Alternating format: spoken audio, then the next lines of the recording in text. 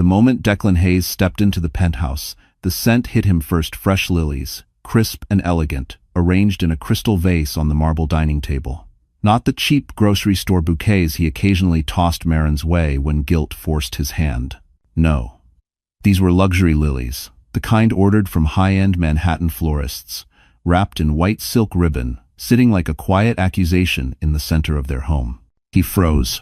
His jacket still smelled of Briar's perfume, a sugary, artificial sweetness clinging to his clothes after the night he swore was just a business dinner. But lilies, these lilies didn't belong to him, and men like Declan hated anything they couldn't control. "Where did these come from?" he demanded, dropping his keys so hard the metal clattered across the floor. Across the room, Marin Doyle looked up from her old MacBook Air, her expression calm in that way that only comes after months of trying to keep a sinking marriage afloat. Her sweater sleeves were pushed up, revealing faint paint stains from a project she'd been working on late into the night. "A client sent them," she said softly. "A congratulations gift." Declan's jaw tightened. "What client?" "Julianne Crest." The name landed like a stone thrown into still water. Declan had spent years trying to get a meeting with Julian, the one CEO in New York who never took his calls. But Julian had sent Marin flowers? To their home? He stepped closer, his voice low and sharp. "Why would he send you something like this?" Marin blinked, stunned at the accusation. "Because he liked my design proposal. Because he respects my work." Respect. A word Declan despised unless it was directed at him. His eyes darkened. "You expect me to believe that?" Before Marin could answer, the elevator dinged. Footsteps. A woman's voice. Marin turned toward the sound confused, unsuspecting, just as the doors slid open to reveal someone she never expected to see on her doorstep at 7 a.m. Declan's mistress, standing there, smirking, as if she belonged. And in that instant, Marin realized her life was about to split cleanly into before and after. And the secret that Mistress carried would shatter everything.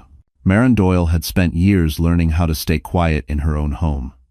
Not because she lacked a voice, but because Declan had slowly trained her to believe her words carried no weight. So when Briar Lowell, Declan's mistress, stepped out of the elevator like she belonged in the penthouse, Marin didn't scream, didn't lash out, didn't make a scene. She simply stared. And that silence frightened Briar more than any outburst could have. "Oh," Briar said, lifting a manicured hand to her lips in fake surprise. "Did I interrupt something?" Marin felt something twist inside her chest. Anger, humiliation, the sting of betrayal, but she kept her voice even. "What are you doing here?" Declan stiffened. He hadn't expected this. Marin could see the panic behind his eyes, a child caught with both hands in the jar. Briar, on the other hand, thrived in the chaos she created. Her gaze flicked to the bouquet. Lovely flowers. Didn't figure Declan for the romantic type. Marin swallowed. He didn't send them. "Oh?" Briar tilted her head, delight spreading across her face. "Someone else did?" How bold. Marin wanted to disappear. She wanted to scream. Instead, she wrapped her arms around herself, steadying her breath the way she used to whenever life became too heavy.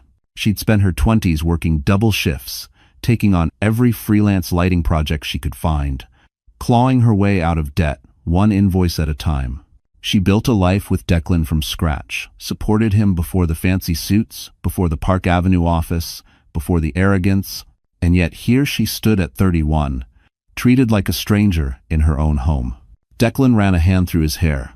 "Briar, you shouldn't be here." "Why not?" she said sweetly. "You weren't complaining last night." Marin's pulse trembled, but she held herself together. She always had. Growing up with no father and a mother who worked 3 jobs, Marin learned early that survival sometimes meant swallowing the bitterness and moving forward. She had always believed Declan was different, someone who valued loyalty, someone who saw her. Now she saw the truth. Declan never wanted a partner. He wanted property. And Briar? She wanted ownership of whatever Declan touched, including the penthouse, the career, the life Marin had helped him build. Briar stepped closer, her perfume overwhelming, her smile mocking. "Declan didn't tell you what happened last night, did he?" Marin's heart paused. Declan's face paled, and Briar whispered a sentence that didn't just break the room, it detonated it. "Because he wasn't just with me, he made plans about you." It was a Pada. The penthouse that towered above Central Park West had once been Marin's sanctuary. She remembered the day they moved in, how she stood by the floor-to-ceiling windows, staring at the Manhattan skyline as if she had finally reached a place where life couldn't hurt her anymore. Back then, the city lights felt warm, full of promise. Now they felt cold, like witnesses to a betrayal unfolding in slow motion. Declan stalked across the living room, every step echoing through the space. The marble floors gleamed beneath the morning sun, reflecting his agitation, his guilt, his unraveling facade. The place looked immaculate: designer furniture, curated art pieces, a kitchen outfitted with Italian appliances, but beneath the surface, rot had slowly settled in. And Marin? She felt like an outsider wandering through the ruins of the life she'd built. Briar sauntered in like she owned it. Her heels clicked loudly, disrespectfully, bouncing off the high ceilings as she moved toward the panoramic windows. "Amazing view," she said, smirking over her shoulder. "I can see why you held on to this place." Held on to, as if Marin was squatting in a life that didn't belong to her. Marin clenched her jaw and looked away. She didn't have the luxury of breaking down. Not here, not now. The city stretched out below them, the shimmering glass towers along Fifth Avenue, the moving dots of yellow cabs, the distant hum of morning traffic. But instead of peace, it filled Marin with dread. Something was changing. Something was closing in. Declan's voice cracked the silence. "This isn't the time, Briar." "Oh, please," she scoffed. "You told me to come." Marin's head snapped up. What?" Declan avoided her eyes. That was all the answer she needed. Briar drifted toward the dining table, brushing her fingers across the lilies Julian had sent. "These are expensive," she said. "Who sends a married woman flowers like this?" "Someone who appreciates her work," Marin replied, but her voice was quieter than she intended. "Or someone who wants her." Briar smirked. Declan's jaw twitched. He hated hearing that. Hated the idea of another man valuing Marin. Hated that Julian Crest, a man far above him in every way, knew Marin existed. A tremor of panic passed through Declan's expression, brief but unmistakable. And then, as if timed by fate, his phone buzzed. He glanced at the screen and went pale. Marin saw it. One name. A name that did not belong to Briar or anyone she recognized. A name Declan never wanted her to see. And when he tried to hide the phone, Marin knew this morning held more secrets than just infidelity. Declan's phone buzzed again, vibrating sharply against the glass counter. He flipped it face down, but not fast enough. Marin caught a glimpse. A woman's name. Not Briar, not anyone from his office. Someone new. Someone he clearly didn't want her to know about. Her stomach tightened. "Who's that?" she asked quietly. "No one," Declan said too quickly. "Work." Briar laughed under her breath. "Oh, sweetheart, at least lie better." Declan shot her a warning glare, but the damage was done. Marin moved toward the kitchen island, her steps slow, steady, controlled. She reached for the abandoned phone, but Declan snatched it away like it was a live explosive. "Don't touch my things," he snapped. The words stung more than they should have. This was her home too, her life too, the place she had held together through late nights and endless paychecks stretched thin. And yet, here he was, guarding his phone as if the truth on it might burn him alive. "Why can't I see it?" Marin whispered. Declan didn't answer. But his silence was an answer. She turned away, her eyes burning, her pulse pounding in her ears. She needed proof. She needed something real, something undeniable. And in that moment, the universe handed it to her. On the back of Declan's crisp white shirt collar, partly hidden by his jacket, she spotted a faint smear of lipstick. Not Briar's shade. This was deeper, darker, a color Briar never wore. Her voice trembled, but she didn't falter. "Declan, what's on your collar?" He froze. Briar's brows shot up in amusement. "Wow, you've been busy." Marin stepped closer, her eyes fixed on the stain. "Who is she?" "It's nothing," Declan insisted. "You said that about Briar." A sharp silence fell over the penthouse. Outside the windows, Manhattan woke up sirens in the distance, the rumble of traffic, the pulse of a city that didn't care about broken hearts or shattered promises. Inside, the walls felt too small, too tight. Declan straightened, trying to reclaim control. "Marin, you're overreacting." "End of vista." But she wasn't. She had been underreacting for years. She had swallowed doubts, ignored red flags, convinced herself that love could survive disrespect. But this was too much. Maren backed away, her breath unsteady. She scanned the room, the lilies from Julian, the lipstick on Declan's collar, the phone buzzing with messages from another woman, Briar still smirking. Everything connected into one brutal truth. Declan hadn't slipped, he hadn't made a mistake. He had a pattern. A pattern that started long before Briar and didn't end with her. And then, the front door intercom buzzed loudly. A delivery. For Maren. And what was inside that box would rip the last thread holding her marriage together. The elevator chimed again, slicing through the tension like a blade. Maren hurried toward the foyer, grateful, desperate for any distraction from the chaos unfolding behind her. A delivery man stood at the door holding a sleek black box tied with a platinum ribbon. Too elegant, too intentional. "Delivery for Maren Doyle," he said. She hesitated, glancing back toward Declan and Briar, who watched like hawks circling a wounded animal. Maren signed anyway. As soon as she touched the box, she felt dread bloom in her chest. Luxury packaging. Weighty, personal. Not from Julian, she hoped. Declan crossed his arms. "Another present? Seems you're very busy these days." His jealousy cut through the room with a toxic sharpness. Briar leaned into him, whispering something Maren couldn't hear, but the smirk on her lips said enough. Maren carried the box to the dining table. Her hands shook as she pulled the ribbon loose. The lid lifted smoothly, too smoothly, and inside lay a stack of glossy photo prints. She froze. The first photo showed her at a client meeting 2 weeks ago, walking down Fifth Avenue, laughing while speaking with a hotel manager. Completely innocent moments, but taken from angles that looked intimate, invasive, stalker-like. Another photo. And another.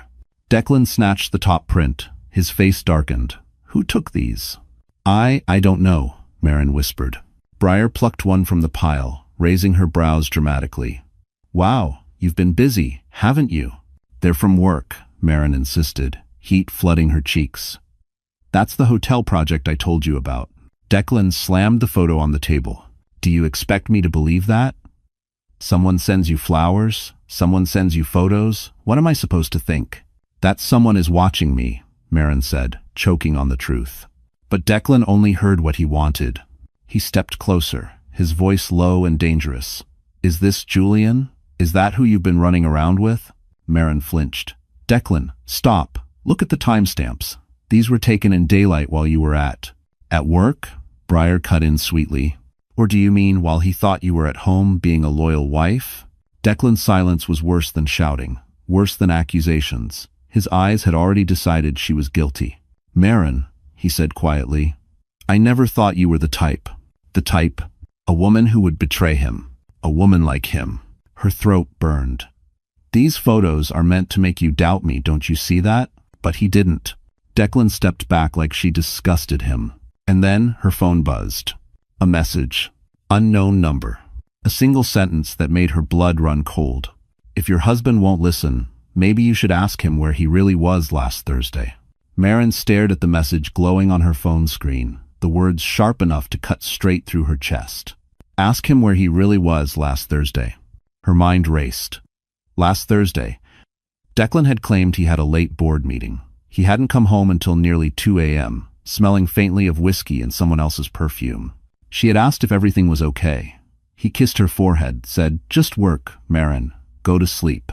But the message felt like a hand tearing away the curtain she'd been hiding behind. She turned toward Declan, her voice trembling. "Where were you last Thursday?" He stiffened. "Don't start." "Where?" she pressed, louder this time. Declan didn't answer. He didn't need to. Briar smiled like a cat enjoying the unraveling of prey. "Oh, Declan, you didn't tell her about that night?" Maren's heart spiraled. "What night?" Briar leaned casually against the island countertop. "The night he said he wished he'd never married you." The room tilted. Declan didn't deny it. Not even with a shake of his head. Maren felt something inside her tear open quietly, painfully, like fabric splitting under too much strain. She gripped the edge of the dining chair to steady herself. The penthouse suddenly felt foreign, every piece of furniture reminding her of the sacrifices she had made, the freelance jobs she took to help pay for this place, The nights she stayed up late polishing Declan's presentations. The holidays she skipped visiting her mother because Declan insisted his work schedule came first. Her knees weakened. She pressed a hand to her stomach to keep from collapsing. "I gave you everything," she whispered. Declan's expression hardened. "Don't make this dramatic." "Dramatic?" Maren laughed, a broken, shaking sound. "You cheated. You lied. You brought your mistress into our home. And you've been getting flowers and mystery deliveries," he shot back. "Maybe you're not so innocent either." The accusation shattered something fragile inside her. Tears pushed to the surface, but she fought them back. "Not yet. Not in front of Briar." She took a step toward him, her voice cracking. "I'm your wife." End quote. "And maybe that was the wrong choice," he said coldly. Her breath hitched. Suddenly the walls felt too close, the air too thin. She grabbed her coat, stumbling toward the door. She didn't care where she was going, she just needed to get away before the dam inside her burst. "Maren," Declan barked. But she kept walking, hand shaking as she pressed the elevator button. As the doors slid closed, her vision blurred, breath shaking, heart breaking. And just before the elevator dropped, her phone buzzed again. A second message. "You deserve to know the truth. Meet me." The cold morning air slapped Maren's cheeks as she stumbled out of the building, the city noise swallowing her uneven breaths. She wrapped her coat tighter around her trembling body, trying to hold herself together long enough to read the second message. "Meet me?" No name, no location. Just those two words. Her phone buzzed again. This time, an address popped up, an upscale cafe on Madison Avenue, a place Declan always avoided, claiming it was pretentious and overpriced. That alone told Maren the message wasn't from him. Her legs felt like they were made of glass, ready to shatter with every step, but she forced herself into a cab. By the time she walked into the cafe, her heartbeat was pounding in her ears. She scanned the room, unsure who she was looking for. Then she saw him. A man in a charcoal suit sat near the window, Manhattan's skyline glowing behind him. Dark hair, sharp features, posture, elegant but restrained. He was flipping through documents, a Mont Blanc pen resting between his fingers. He looked like he belonged on the cover of a business magazine. He lifted his eyes. Julian Crest. The name that had sent Declan into a spiral. The man who sent her lilies. He stood slowly, the kind of movement that commanded attention without asking for it. Maren Doyle. Her throat tightened. "Yes. Thank you for coming," he said, gesturing for her to sit. "I'm sorry to contact you this way, but it was necessary." She hesitated, but exhaustion pushed her into the seat. "Why did you send me those messages? And the flowers?" Julian studied her closely, not with judgment, but with a strange, quiet concern. "Because I believe you're in danger." Her breath caught. "From who?" He hit. "Declan Hayes has been reaching out to my company aggressively, offering partnerships, deals, access." His eyes narrowed. "But that's not why I called you here."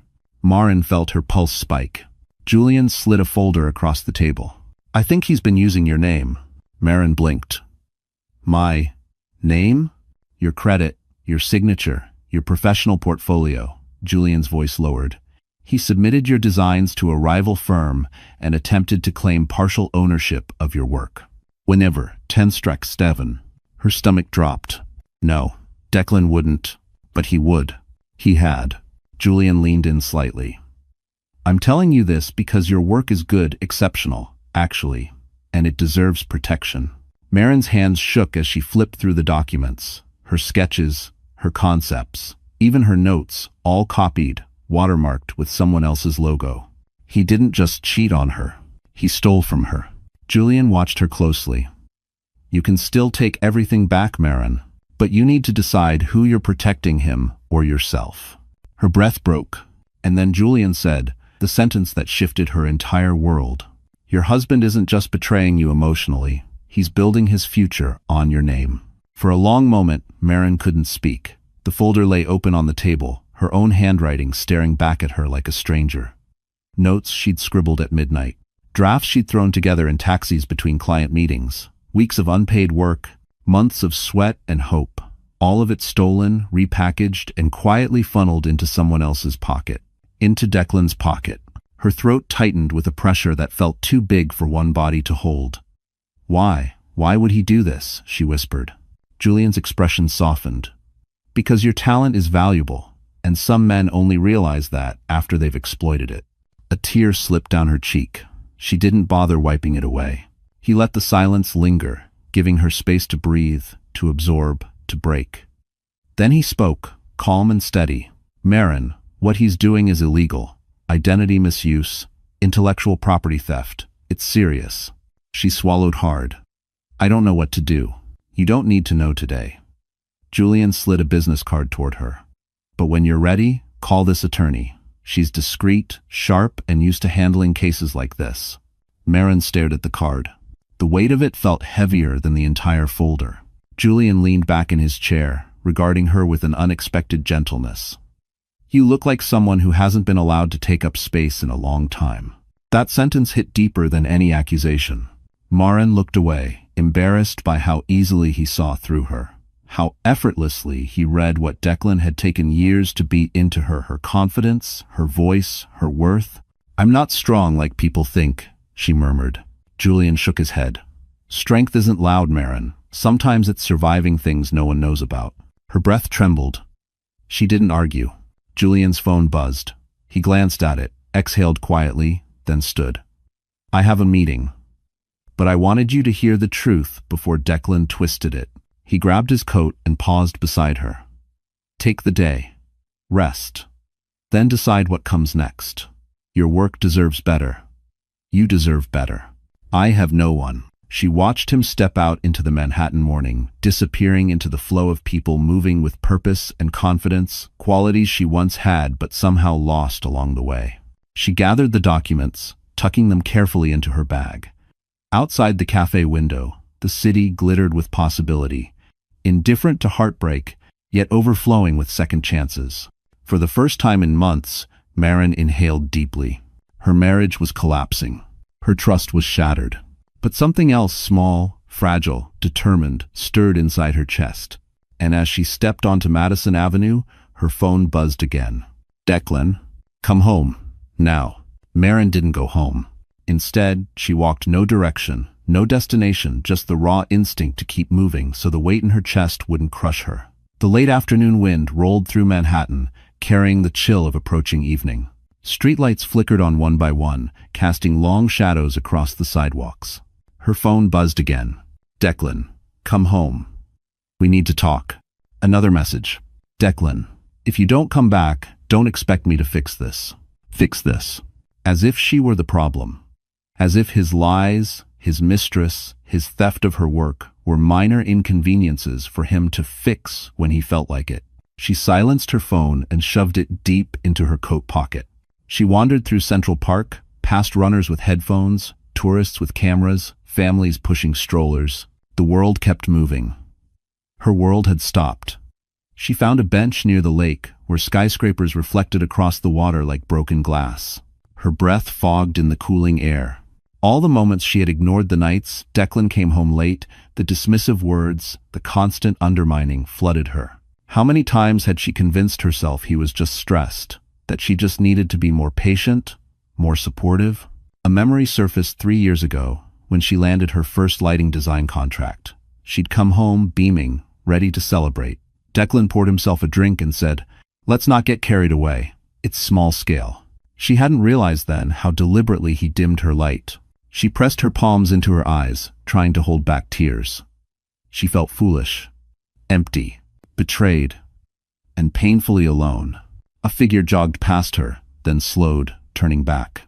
"You okay?" A stranger, just a passerby. She shook her head quickly, embarrassed. "I'm fine." He nodded gently and kept running. The simple kindness almost undid her. Her phone buzzed again, but this time it wasn't Declan. A new number. "Julian, if you're somewhere safe, stay there." "He just called my office." Marin's stomach flipped.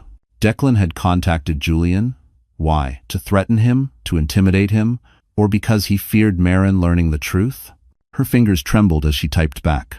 "What did he say?" Julian replied instantly. "Julian, he told me to stay out of his marriage." That's usually what people say when they have something to hide. A gust of wind swept across the lake, scattering dried leaves around her feet. She stood slowly, her spine straightening with a strength she didn't know she still possessed. She wasn't going back yet. Maybe not ever. Her heart ached. Her life was crumbling, her future uncertain. But as she walked out of the park toward the glowing skyline, one thing was clear. She was finally, painfully, undeniably waking up. By the time Maren left Central Park, her fingers were numb from the cold, and from the fear slowly wrapping around her ribs like wire. She headed toward a quiet corner cafe, needing a warm drink and a moment to breathe. She had just ordered a small latte when her phone started vibrating relentlessly. 6 missed calls. 14 new messages, all from unfamiliar numbers. Her heart sank. The first message she opened punched the air right out of her lungs. Heard the rumors. Sorry you're going through this. Rumors? Another notification popped up. A link. With shaking hands, Maren tapped it open. A gossip blog. Not one of the big ones, worse. A smaller, vicious account known for whisper campaigns in Manhattan's corporate circles. The headline made her knees buckle. Insider claims, VP Declan Hayes' wife having affair with prominent hotel CEO. Her picture, one from the stack of stalker photos, sat under the headline. Her vision blurred. Declan, Breyer. They leaked this. They were framing her. She scrolled further, pulse hammering. The article twisted everything. Julian's flowers became secret gifts. Her meeting with the hotel manager became suspicious outings. And worst of all, the gossip page reported Declan as a devastated husband, blindsided by his wife's alleged infidelity. Her throat burned. This was calculated, prepared, launched with surgical cruelty. The cafe noise faded into a dull roar as she read the comments. Poor guy. She doesn't look like someone he should have married anyway. Julian always looked like the type to steal someone's wife. If you put my one, hot humiliation flooded her face. But then another message. Not from Declan. Not from Julian. From a blocked number. Check your email, now. Her heart pounded as she pulled up her inbox. A new message sat at the top. Subject line simple. You should know what they really think of you. Inside was a single audio file. Hands shaking, she pressed play. Declan's voice. Cold. Arrogant. Maren won't fight back. She never does. Once the article hits, she'll be too embarrassed to leave the house. Breyer's laugh followed. Perfect. And once her reputation's trashed, she'll have no credibility to claim the designs. We can move forward without her in the way. Blood drained from Maren's face. Her breath fractured. They weren't just cheating. They were destroying her. Setting her up. Erasing her work. Erasing her. The cafe felt suddenly too small, too bright, too loud. She pushed out into the cold evening air, gasping. Declan thought she'd break quietly. He thought she'd disappear. But as she steadied herself against a street lamp, a fire sparked in her chest, small, trembling, but alive. A different message buzzed in her phone then. Julian, I saw the article. If you need backup, I'm here. Her tears dried hot on her cheeks. And for the first time, Maren realized she wasn't as alone as Declan wanted her to be. Maren didn't remember walking the 5 blocks to Julian's office, but somehow she found herself standing in the marble lobby of Crest Development, clutching her phone like a lifeline. She must have looked devastated, because the receptionist didn't ask a single question. She simply called upstairs. Mr. Crest will see you now. The elevator ride felt endless. When the doors opened, Julian was already waiting. No suit jacket, sleeves slightly rolled up, expression sharper than she'd ever seen it. You saw the article, he said quietly. Maren nodded, and her voice cracked. They're trying to ruin me. I know, Julian gestured her inside. Come in.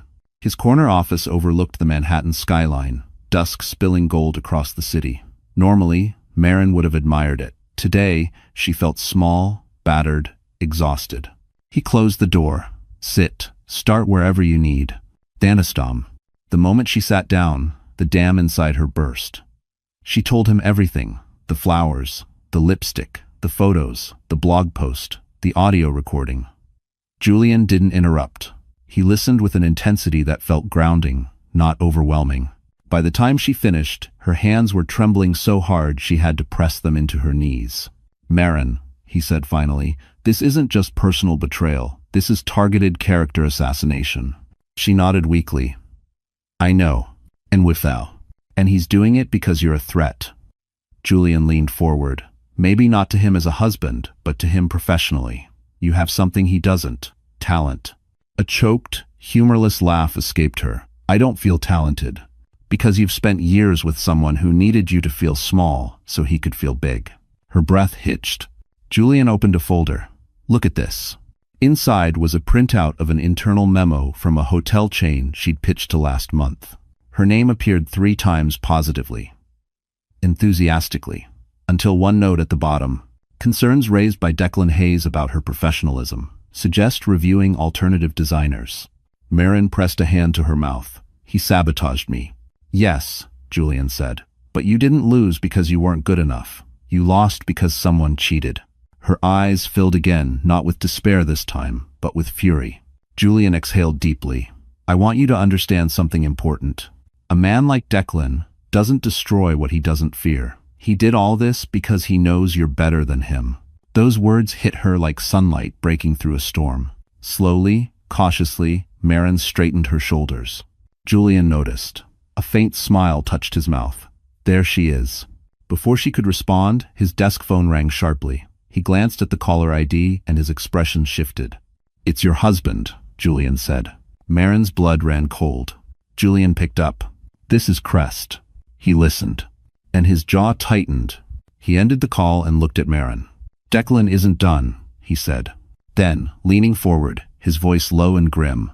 He's about to make his next move, and it's going to hit you hard. Julian's warning echoed in Marin's mind long after she left his office. Declan isn't done. Of course he wasn't. Men like Declan never stopped until they'd destroyed anything that made them feel insecure. And she, his quiet, agreeable, underestimated wife, had suddenly become a threat. By the time Marin reached the street, dusk had deepened into full night. Manhattan glowed with its usual brilliance, but she felt detached from everything floating, fragile, waiting for the next blow. It arrived faster than she expected. Her phone buzzed with an alert from her bank. Withdrawal? $8,200. Withdrawal. $5,400. Transfer. Dois Prezicha. 0. Her heart seized. She opened her banking app, hands trembling. Her joint checking account, their account, was nearly empty. Almost $30,000 gone in minutes. Declan had drained it. A sharp, cold panic gripped her spine. She rushed to call the bank, but before she could dial, her screen lit up with a new text. From Declan. You should have come home when I asked. Actions have consequences. Marin staggered backward as though physically hit. Her money, her savings, the safety net she'd built from years of freelancing, extra shifts, stretching every dollar, gone, all gone. And then another hit. An email from her landlord. Due to recent concerns brought to our attention about your online conduct, we must temporarily suspend your access to the building's private studio spaces. We will review your contract pending investigation. Her breath caught in her throat. Her workspace. Her equipment. Her only source of income. Declan had called them. He was cutting off her livelihood piece by piece. She leaned against a cold building wall, struggling to breathe. The city rushed around her, uncaring, unstoppable. Her life was collapsing in real time, and she could do nothing but watch. Her phone rang. Julian. She answered, voice barely a whisper. He took everything. What do you mean? Julian demanded. He emptied the account, and he called my landlord. I can't access my studio anymore. Thanks for watching. There was a beat of silence, a sharp inhale on Julian's end. Then his voice hardened into something deadly calm. Marin, listen to me. You need to get somewhere safe tonight. Don't go back to the penthouse. Don't speak to him. Don't sign anything. Her knees buckled. I have nowhere to go. Yes, you do, Julian said firmly. I'll send a car. I'll take care of the logistics. You just get to the address I text you. She closed her eyes, biting back tears. I can't let you. You're not letting me do anything, he said. I'm doing what any decent human being would do. Before she could respond, her phone vibrated again, another message. This one from an unknown number. A photo. Declan and Briar. In her penthouse. In her kitchen. Clinking wine glasses. Captioned. Your replacement has officially moved in. End quote. The moment Marin saw the photo of Declan and Briar lounging inside her penthouse, her kitchen, her marble counters, her wine glasses, the world around her tilted. her breath stilled, her fingers went numb around the phone. For a second, she couldn't hear the traffic, the city, the evening wind. All she heard was a deep, crushing quiet. He hadn't waited. He hadn't hidden. He hadn't even hesitated. Declan had moved Briar into the home Maren had sacrificed so much to build. The home she decorated. The home she believed they were growing together in. Her chest tightened so painfully she pressed a hand against it, leaning into the nearest building wall just to stay upright. This wasn't heartbreak anymore. This was erasure. She didn't remember reaching the subway entrance, nor fumbling for her Metro card, nor descending into the dim station. But suddenly she was there, lost in a crowd of strangers who didn't know her life had just burned to the ground. She boarded the first train that arrived. She didn't care where it was going. She sat in the corner seat, hugging her coat around herself. Her reflection in the train window looked ghostly pale, exhausted, eyes swollen, hair sticking to her cheeks from cold tears. She barely recognized the woman staring back. Across from her, an older woman glanced up with concern. "Are you all right, sweetheart?" Maren nodded automatically, though her voice barely existed. "Just a long day." "Azam." The woman gave a sympathetic smile. "Sometimes life breaks everything before it gives you anything." The words hit too close. When the train stopped at Midtown, Maren stumbled out, pulled by instinct more than intention. She wandered until she found a narrow, run-down hotel, one of those places tourists avoided and locals only entered when desperate. The neon sign flickered. The lobby smelled of old carpeting and cheap cleaner. It was all she could afford. She paid for one night with the last bit of cash in her wallet. Inside the tiny room, Maren finally collapsed onto the edge of the bed. She couldn't breathe without shaking. Her body folded in on itself, trembling uncontrollably. For the first time in years, she let herself cry without swallowing it down. She cried for her marriage. She cried for her stolen work. She cried for the woman she used to be before Declan chipped away at her piece by piece. When she finally stopped, her throat raw, her eyes burning, she whispered into the dark, "I can't go back." Her phone buzzed on the nightstand. A new message from Julian. "I sent the car. It's waiting whenever you're ready. You won't be alone in this."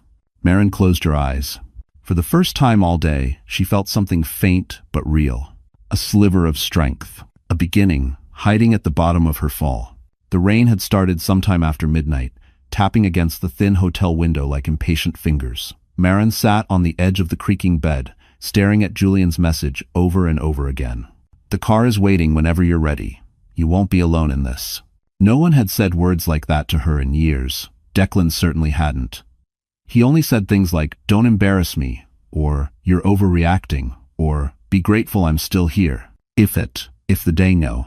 Maybe that was why her hands trembled now, because kindness felt foreign, unsafe, suspicious even. But she couldn't stay in this room another night. She couldn't go back to the penthouse, and she couldn't keep drowning alone.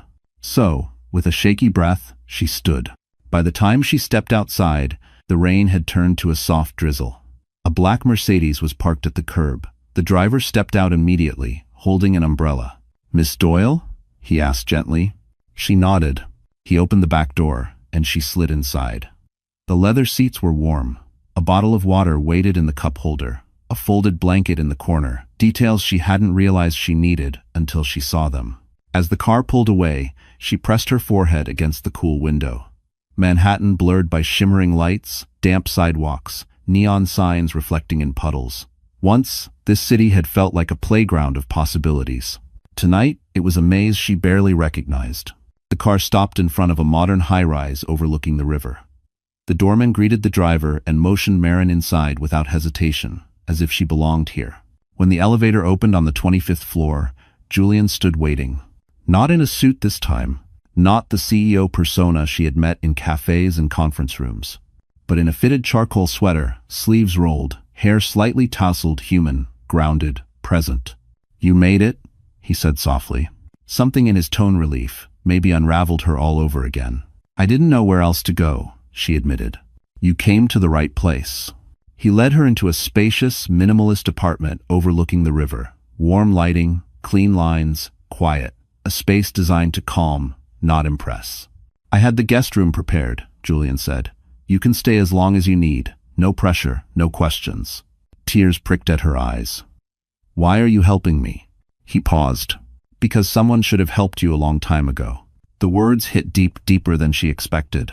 Before she could respond, Julian's phone buzzed. He glanced at it, his brows narrowing.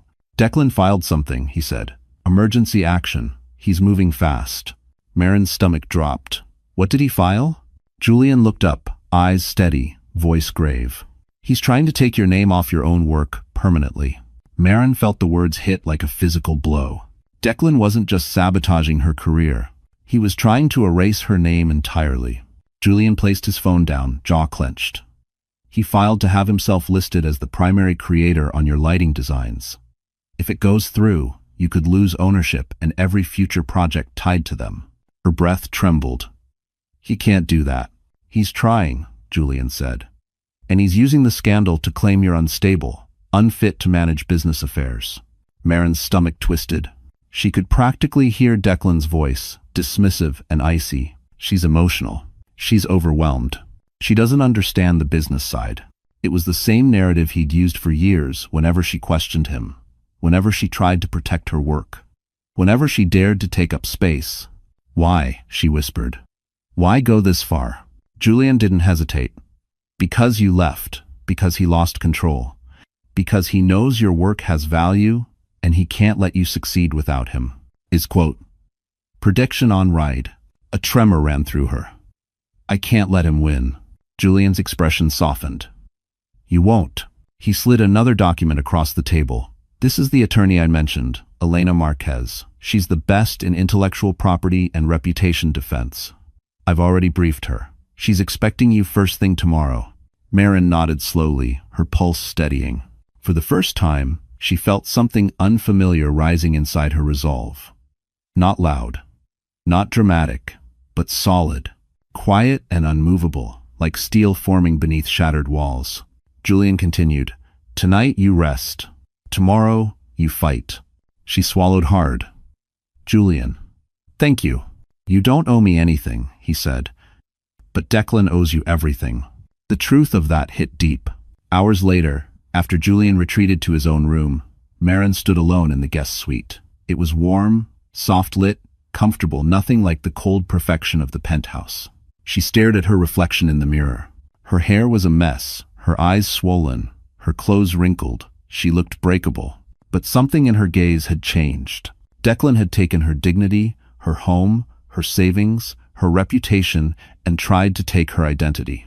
But he had given her something, too. A reason to fight. She wiped her cheeks, squared her shoulders, and whispered to her reflection, He stole my work. He won't steal my future. She turned off the light and slid into bed, exhaustion finally loosening its grip. Just as she closed her eyes, her phone buzzed once more. A new message. From Briar. Enjoy your last night with his name. Tomorrow, you won't have it. Marin stared at the screen, her heartbeat steady. And for the first time, she wasn't afraid. She was ready. Morning came gray and heavy, the kind of Manhattan dawn that felt more like an accusation than a beginning. Marin stepped out of Julian's apartment wearing borrowed clothes, simple, clean, soft, feeling more human than she had in days. Her appointment with attorney Elena Marquez wasn't for another hour, but she needed to clear her head. She didn't get the chance. The moment she exited the building, a black SUV screeched to a stop in front of her. The window rolled down. Declan. His expression was a storm rage, fear, desperation. Get in the car. No, Marin said, stepping back. Now, Marin. His voice cracked with an edge she'd never heard before. Not anger, panic.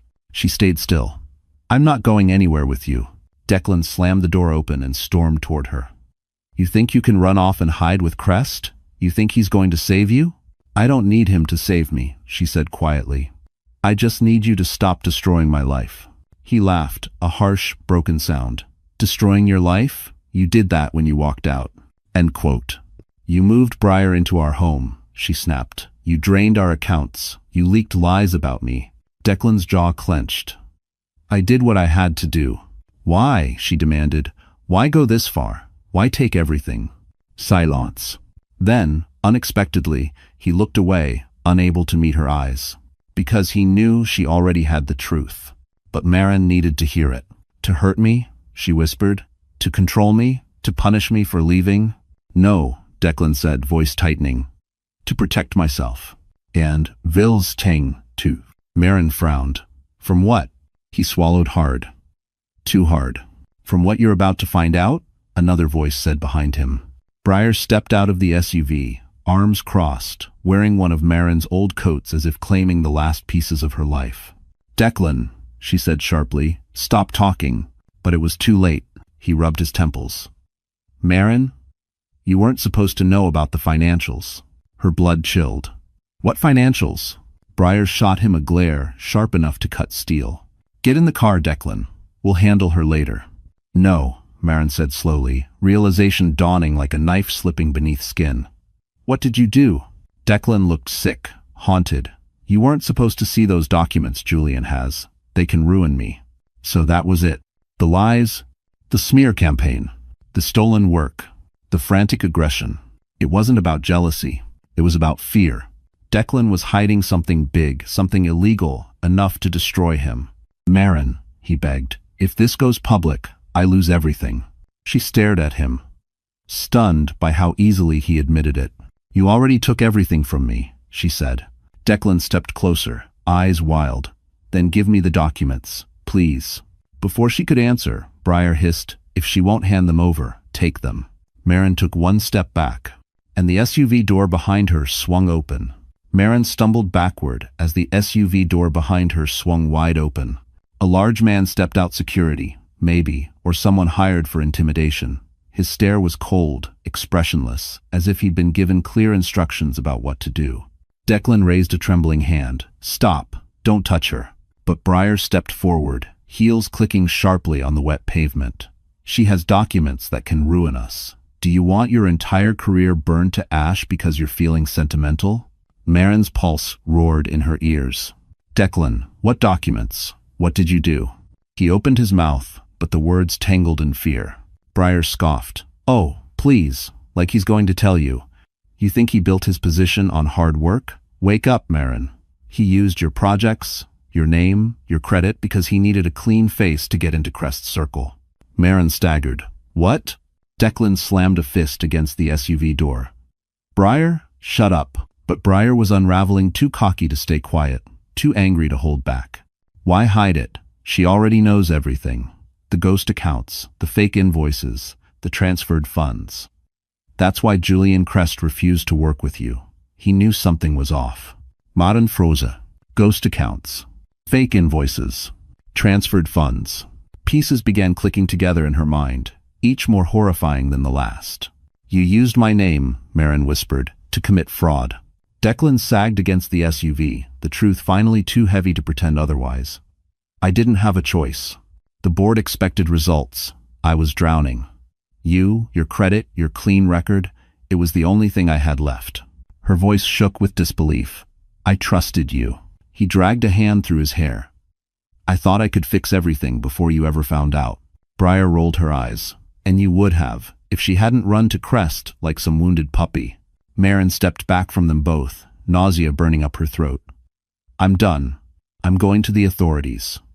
Today. Well. Declan lunged toward her. Marin, wait. But before he could reach her, a black sedan pulled up sharply behind them. The back door opened. Julian. He strode toward them with lethal calm, coat catching the wind, eyes locked on Declan with an intensity that made even the security man falter. That's enough, Julian said. Declan stiffened. This is none of your business. It became my business, Julian replied. The second you used my company's name while committing financial fraud. T5 Han. Briar paled. You can't prove anything. Julian lifted a tablet. I already did. Declan's face drained of color. Marin swallowed hard. What did you find? Julian turned to her gently. Everything we need. Then he faced Declan again. And everything that will end you. The street went silent, and Marin finally understood. This was no longer just a broken marriage. This was war.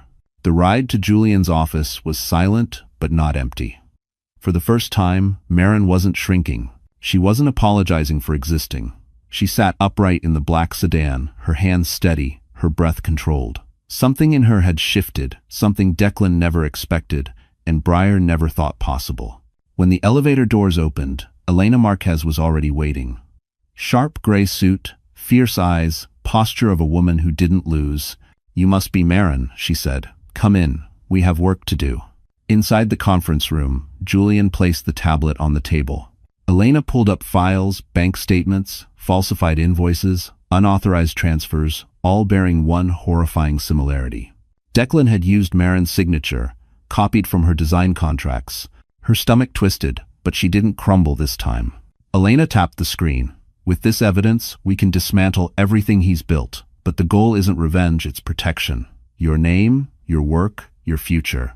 "I know," Marin said quietly, "but I won't let him take another piece of my life." Thanks for watching. Julian exchanged a glance with Elena, impressed, maybe even proud. Over the next 2 hours, they drafted a strategy. File for immediate legal protection of her intellectual property. Freeze joint accounts pending investigation. Submit evidence of fraud to the board of Hayes Capital. Prepare for a public statement clearing her name. When they finished, Elena stood. "Tomorrow morning, the board meets at the Park Avenue office tower. You will attend." Marin blinked. "Me?" "Yes," Elena said. "Declan is expecting to control the narrative. We're going to shatter that expectation." Julian nodded. "You won't be alone. I'll be there. And the moment you present the documents, the board will know exactly who Declan is." A tremor ran through Marin, not fear, but adrenaline. "What about Briar?" Elena smirked. "Her involvement is documented too. She'll face consequences." Thanks for watching. It was the first time Marin truly allowed herself to imagine a world where she wasn't powerless, a world where Declan wasn't the center of everything, a world where she could rebuild. That night, back at Julian's apartment, a stylist someone Julian had called in quietly arrived with a simple wardrobe rack. "For tomorrow," Julian said, "wear something that reminds you who you are." Marin touched the soft fabric of a tailored black dress, strong, understated, elegant, a version of herself she had almost forgotten. In the mirror, she saw the woman she was becoming, not weak, not broken, not erased, a survivor sharpening into someone unstoppable. Just as she turned away, her phone buzzed with a final message, this one from an unknown sender. A single sentence. "Tomorrow he will fall harder than you think." The following morning, the Park Avenue tower gleamed under the rising sun, all steel and power, exactly the world Declan Hayes believed he ruled. Marin stepped out of the car, wearing the black tailored dress, hair pulled into a sleek, low twist, posture straight. She didn't look like a woman broken by betrayal. She looked like someone who had finally remembered her worth. Julian walked beside her, silent but steady, a presence that grounded her. Inside, the elevator ascended to the 42nd floor, where the Hayes Capital board meeting was already in session. Through the glass walls, Marin could see Declan pacing, voice raised, Briar glued to his side, whispering frantically. When Marin and Julian entered the conference room, every conversation stopped. Declan froze. Shock flickered across his face first, then dread, then anger. "What is she doing here?" he spat. Elena Marquez stepped forward calmly. "She's here as the rightful owner of the intellectual property you attempted to steal." Gasps rippled around the board table. Declan's face drained of color. "This is ridiculous. She's unstable. You've all seen the gossip articles." Julian cut in, his voice razor sharp. "Articles you planted." A board member turned to Declan. "Is that true?" Declan laughed stiffly. "Of course not." Julian tapped the tablet, projecting audio onto the room speakers. Declan's voice filled the boardroom. "Once the article hits, she'll be too embarrassed to leave the house." Briar's laugh followed. "Perfect. Once her reputation's trashed, she'll have no credibility to claim the designs." The room erupted. Declan lunged for the tablet. "This is taken out of context." "Is this also out of context?" Elena asked, holding up printed bank statements showing the fraudulent transfers in Marin's name. Silence slammed into the room. One board member pushed back from the table. "Declan, this is criminal." Declan's voice shook. I can explain. I did it for the company." "No," Marin said quietly. Everyone turned. Her voice was steady, stronger than it had ever been. "You did it to protect yourself. You used me. You exploited my work. You tried to erase me." Declan's expression cracked anger, desperation, and finally fear. "Please, Marin," he whispered. "Don't do this. You'll ruin me." She inhaled slowly. "You ruined yourself." The board chair stood. Declan Hayes, you are hereby suspended pending full investigation. Briar tried to slip out the side door. Elena blocked her path. Not so fast, you're complicit. Security entered. Declan shouted, reaching for Marin. Marin, please. She stepped back. He was escorted out. Briar followed, screaming his name, but Declan didn't look back. As the doors slammed shut, the room exhaled. Julian turned to Marin, eyes warm with something like pride. It's over, he said softly. But Marin knew. This wasn't just an ending. It was the start of her new life. The moment Declan was dragged out of the boardroom, a strange quiet settled inside Marin, an unfamiliar, liberating quiet. For the first time in years, she wasn't bracing for the next blow. She wasn't shrinking. She wasn't apologizing. She was standing in a room full of people who had just watched the truth unfold. And she had won. After the meeting, the board chair approached her. Miss Doyle, I'm deeply sorry for your experience. If you ever consider returning to design work with our company, our doors are open. Marin managed a small, steady smile. Thank you. I'll keep that in mind. When she and Julian stepped into the hallway, the door closing gently behind them, she felt her breath ease. The weight she'd carried for years, Declan's expectations, his judgment, his manipulation, fell away like dust shaken from a heavy coat. Julian walked beside her, hands in his pockets, watching her quietly. How do you feel? Marin exhaled. Lighter. Good, he said softly. You deserve to feel that way. They exited the building into the crisp afternoon air. The city was bright, alive, humming with energy. For the first time, she felt like she belonged in it, not as someone's wife or someone's shadow, but as herself. Across the plaza, a cluster of reporters approached. Marin stiffened, but Julian gently touched her elbow. Do you want to speak to them? He asked. She thought for a moment. Then she shook her head. No. Let the evidence speak for itself. He nodded. Wise choice. They walked toward the waiting car, but halfway there, Marin stopped. I need one more thing, she said. Julian tilted his head. What's that? Marin reached into her bag and removed her wedding ring, a simple band she had once cherished. It felt cold, meaningless now. She walked to a nearby trash bin and, without ceremony, dropped it in. The sound it made, small, metallic, final, felt like closure. Julian watched her, admiration softening his features. You're stronger than you know. And I'm done being small, she replied. Good, he said quietly, because I have something to ask you. She turned to him, surprised. Crest Development is launching a new luxury hotel project, he said. I want you as lead lighting designer. Full creative control, full credit, full pay. Her breath caught. Julian, are you sure? He smiled. Absolutely. You earned this. It's not an... For a moment, emotions swelled in her chest. Gratitude, disbelief, hope. Then she nodded, a real smile forming. Yes, I'd love to. As they walked toward the riverfront, the sun dipped lower, reflecting golden light across the water. Marin inhaled deeply, letting the crisp air fill the new space inside her, a space free of fear, free of Declan, free of the past. Her life wasn't just restarting, it was finally hers. And for the first time, the future looked bright. All right, so the story has finally come to a close. And if you're still here with me, right now, reading these words, then something in Marin's journey must have touched your heart in a quiet, personal way. Maybe it reminded you of your own strength, or of a moment you thought you wouldn't survive but did. So let's take a breath together and look at what this story really tells us. In life, people can betray you, underestimate you, or even try to erase you. But as the Stoics remind us, you have power over your mind, not outside events. Real strength begins there. Marcus Aurelius wrote that centuries ago, yet it still heals today. Because like Marin, you don't control what others do to you, but you control what you rise from. The truth is, you deserve respect. You deserve peace. You deserve to walk away from what breaks you. And above all, you deserve to see your own worth, even when others try to dim it. If this story made you feel something, hope, courage, clarity, then don't keep that feeling to yourself. It might help someone else too. So, my wonderful friends, if you're still here, hit like, share this journey with someone who needs strength today, and subscribe so you don't miss the next story that might just touch your heart the same way. You matter. Your story matters, and no one can take that from you.